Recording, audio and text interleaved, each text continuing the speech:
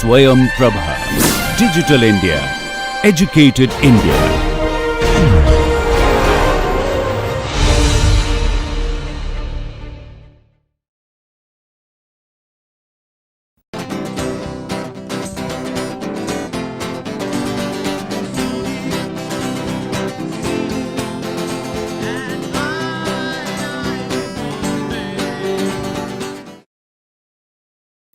Hello and welcome to today's class. So, as a continuation from where we had left off in last class, we will start discussing about confidence intervals. Okay.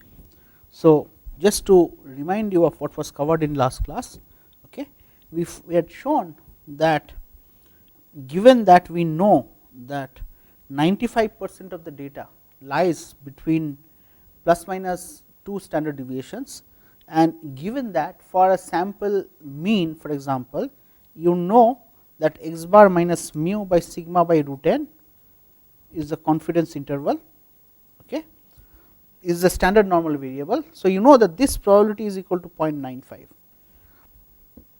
So, using some basic algebra, you can show that mu lies between x bar minus 1.96 sigma by root n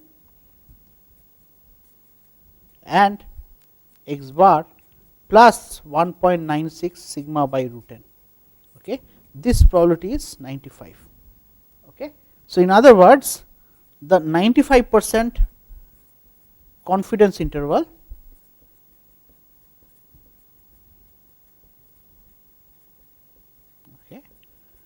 lies between x bar minus 1.96 sigma by root n and x bar plus 1.96 sigma by root n. Okay.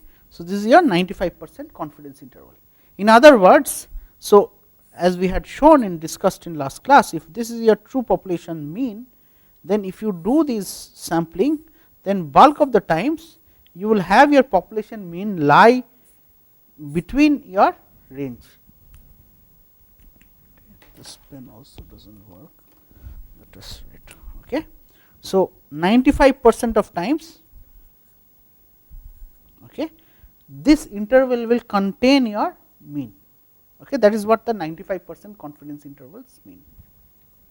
So, if you have seen experimental data being represented, okay, experimental data being represented, very often you will see data being plotted as you have a bar and you have something which is sticking out on both sides. Okay.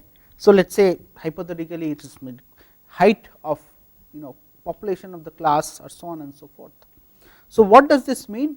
When data is plotted like this is your average or mean, okay, or mean value, okay, and this is called the error bar. Okay. Now, this error bar can be either your standard deviation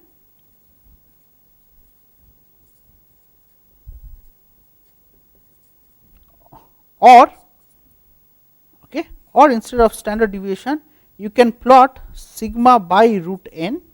Okay. This is also called the standard error of the mean.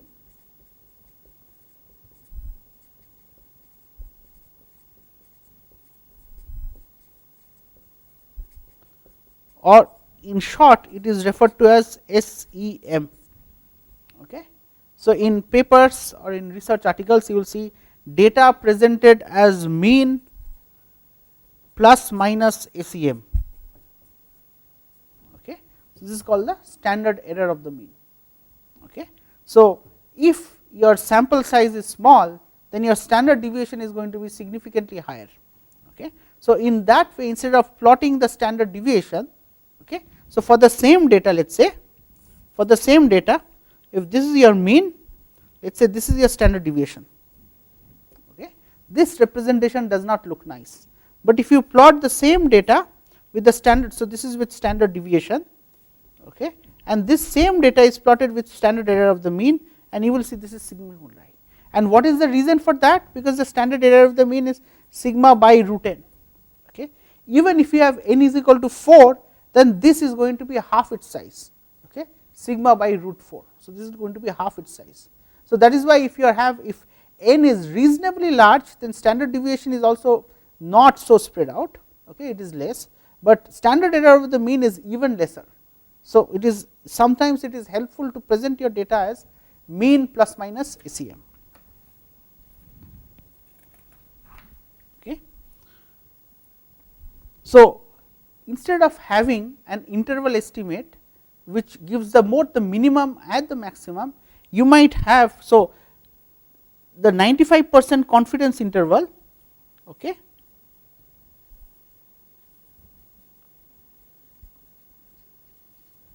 okay, gives us x bar plus minus 1.96 SE or 1.96. So, this is SE is sigma by root n.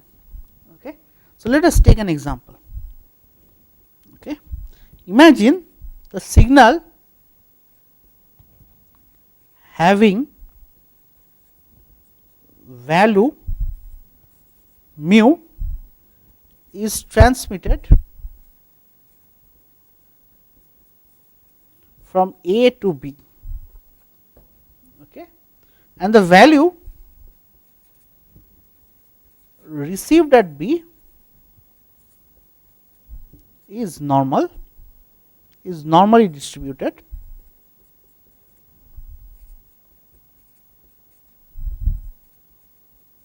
with mean, okay, with mean of mu, okay, and variance, okay, of 4. Okay. So, to reduce the error,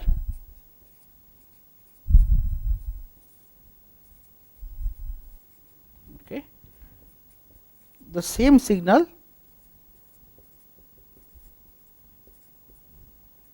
is sent or transmitted,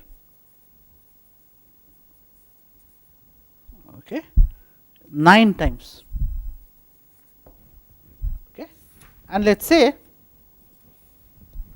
okay, so the 9 times you have sent it, and what the signals that the value is received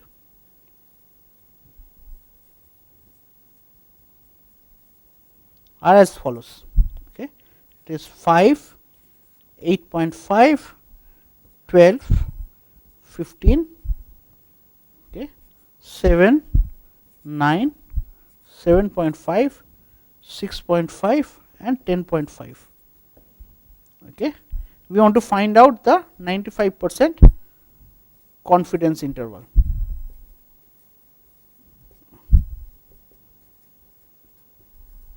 Okay. So, what do we have? We have, so 95 confidence interval. So, your average, okay, your average is mu. Okay. So, the average of this, okay, average of this is 5 plus 8.5 plus 12 plus 15 plus 7 plus 9 plus 7.5 plus 6.5 plus 10.5 by 4, 5, 6, 7 by 9, and this should come out to be, so if you plug in the values, this should come out to be 9. Okay. So, this would mean, okay, this would mean my 95% confidence interval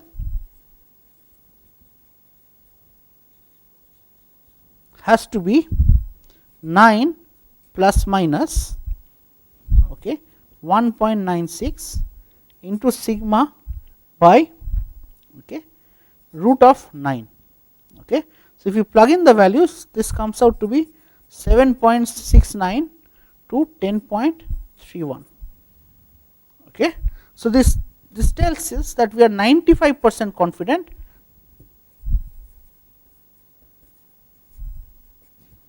that the true message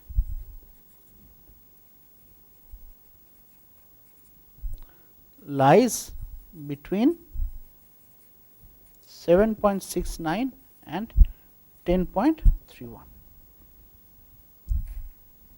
Okay. Okay.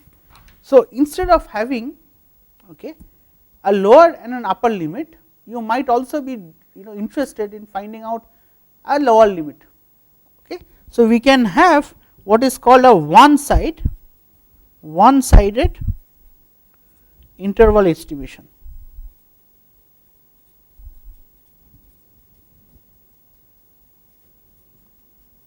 Okay. So, for doing that, for standard normal variable we know that z less than 1. So, 1.645 is equal to 0.95. Okay. So, we can put x bar minus mu by sigma by root n less than 1.645 equal to 0.95, and this would give us probability of mu greater than x bar minus 1.645 sigma by root n equal to 0.95. Okay. So, again the 95% confidence interval. Okay. So, this is the one sided upper confidence interval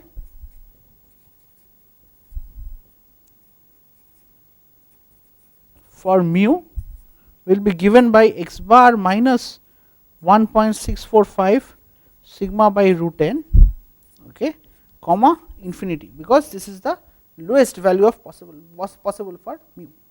Similarly, you can calculate an absolute upper value. Okay. So, the one sided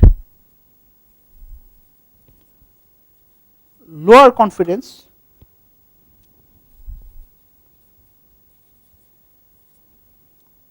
interval,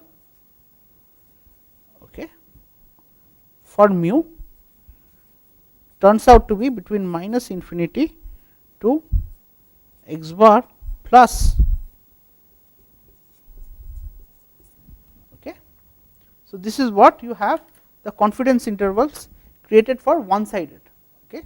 So, this set stipulates the lower bound for, so this stipulates the lower bound for x bar, and this stipulates x bar 1 plus 61.5 sigma by root n stipulates the upper bound for x bar or mu. Okay, sorry, mu. Okay. Now, these cases, okay, for all these cases we have assumed the 95% confidence interval, right. Okay. But theoretically we can calculate the confidence 50% confidence interval or 90% confidence interval, and so on and so forth.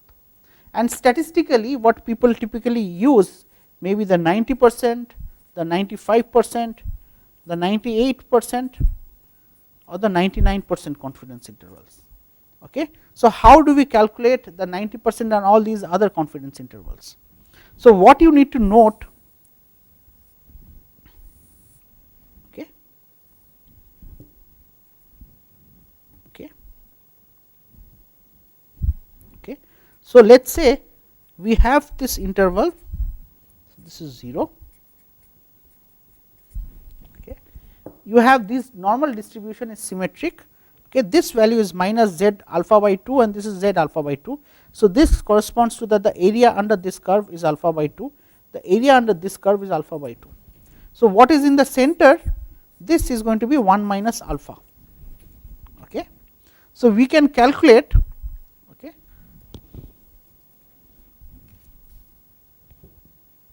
okay. So, we can find out probability of minus z alpha by 2 less than z alpha by 2 equal to 1 minus alpha. Okay. And from this equation we can again write x bar minus z alpha by 2 into sigma by root n less than mu less than x bar plus z of alpha by 2 into sigma by root n is equal to 1 minus alpha. Okay. So, for alpha, so for 100 into minus 1 minus alpha is the confidence interval. Okay.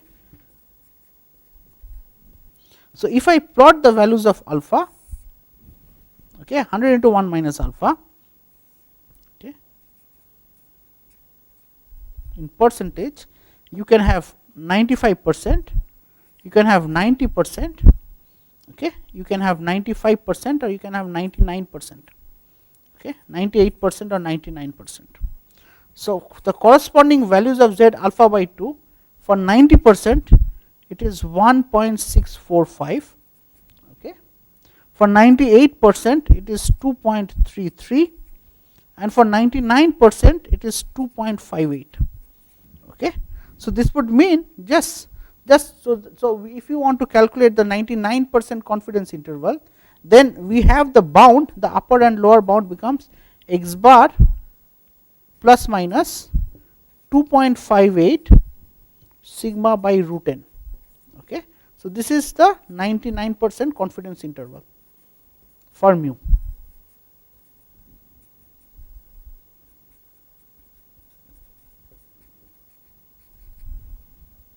Okay. So, let us take a sample example. Okay. So, let us say a dietitian, okay, selects a random sample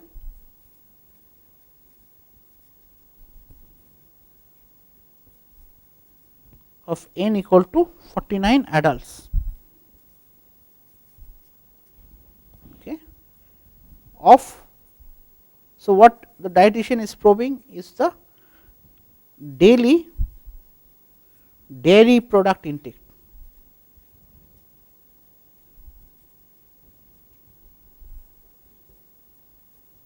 okay, and what it finds is on an average x bar is equal to 750 with a standard deviation s equal to 28, okay. So, we want to calculate the 90% and the 99% confidence intervals.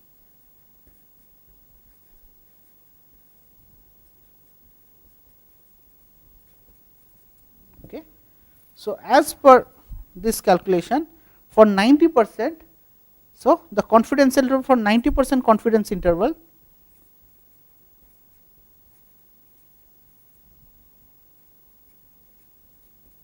will be, okay, your x bar, okay, plus minus 1.645 into s, which is 28, and n is 49. So, root of 49.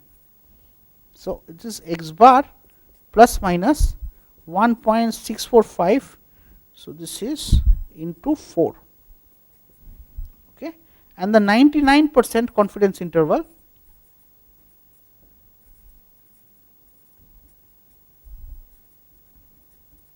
will be x bar plus minus 2.58 into 4, okay. So, what you can clearly see is this magnitude is, so this is a tighter limit. In other words, if this is the interval length for 90%, okay, the interval length for 99% is larger, okay, the interval length is larger.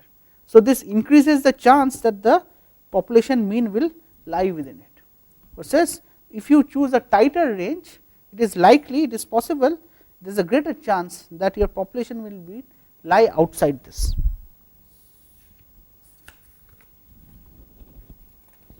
Okay. Okay. So, okay. So, these were the population means. So, once again I would like to reiterate, okay, that for greater confidence interval range, okay, we always have a bigger interval, and for smaller range, so for 90% you have a smaller interval, okay. So, there is a greater chance of error that your population mean will not lie within this limit, okay. So, that also brings us to another point, okay. So, let us say if I want, so your confidence interval length, so your total confidence interval length,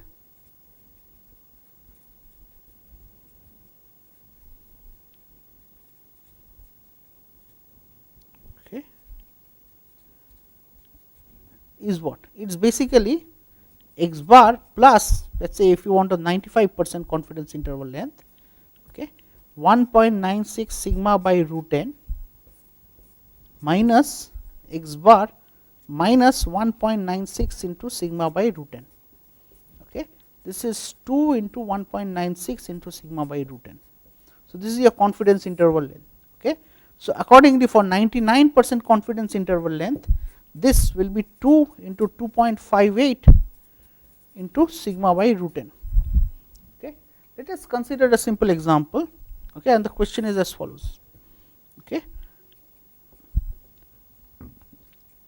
How large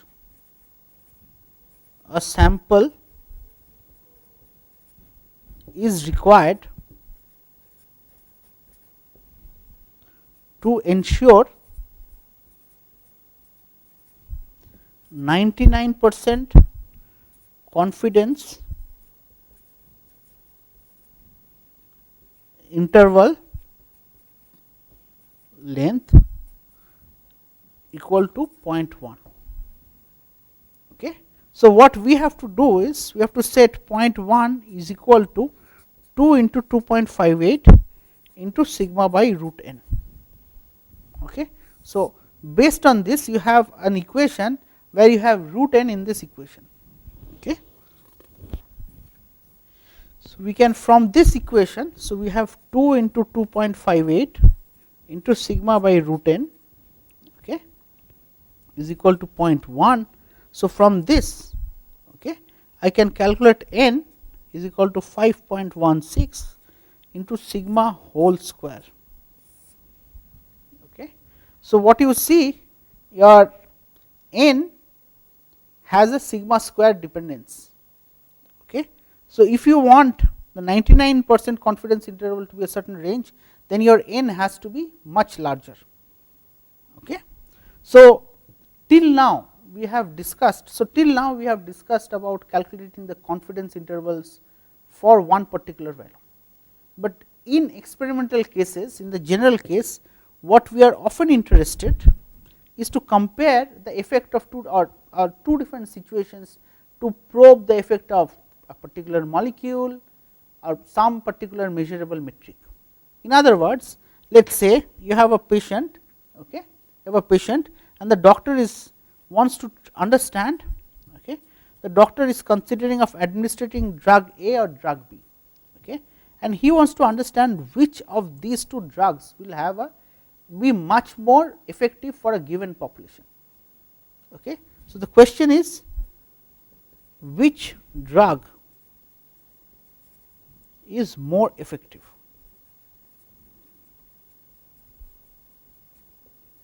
Okay. So, how do we address this question? Okay. So, this brings us to the concept.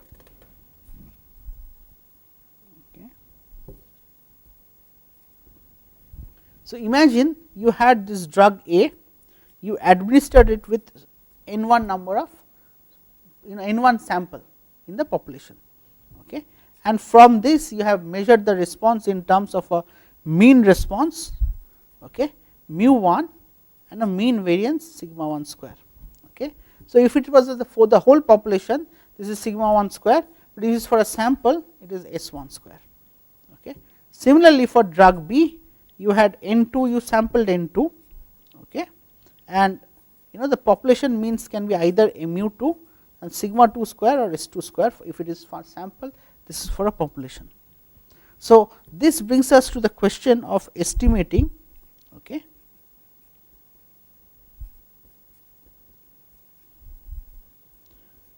difference between two population means. Okay. So, what we want to know, okay, that so if we have two random variables x1 and x2, okay, this is corresponding to the drug response of A, this is corresponding to the drug response of B. Okay. So, we want to calculate x1 bar minus x2 bar, and this you would intuitively think that this is the best, okay, point estimate, okay, of mu 1 minus mu 2, okay, and I can say that this random variable x 1 minus x 2, okay, this would follow a normal distribution,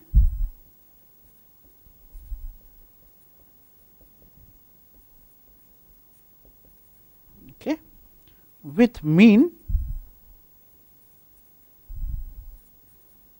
mu1 minus mu2, and what is the standard deviation?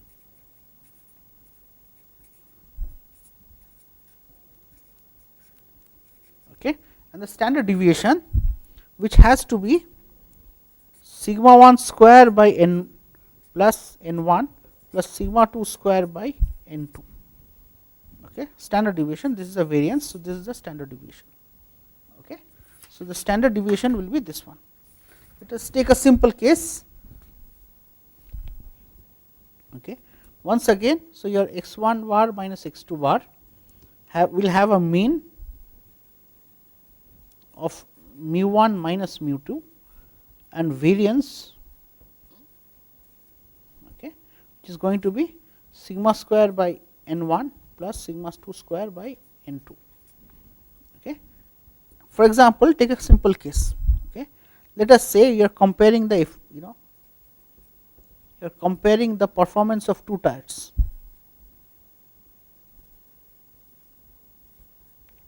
Two tires, okay, from two companies.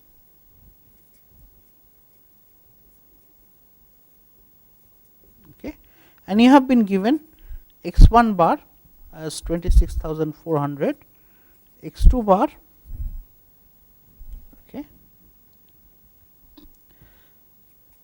and both n1, okay, so x2 bar as 25,100 and n1 equal to n2 equal to 30, okay, s1 square as 1,440,000 and s2 square as 1,960,000. Okay. So what you will do, you will calculate mu1 minus mu2, point estimate of mu1 minus mu2 is x1 bar minus x2 bar, and this is 1300. Okay. And you can also calculate, so for this you can calculate this quantity, square root of this as a standard deviation, and you can calculate the 99% confidence interval,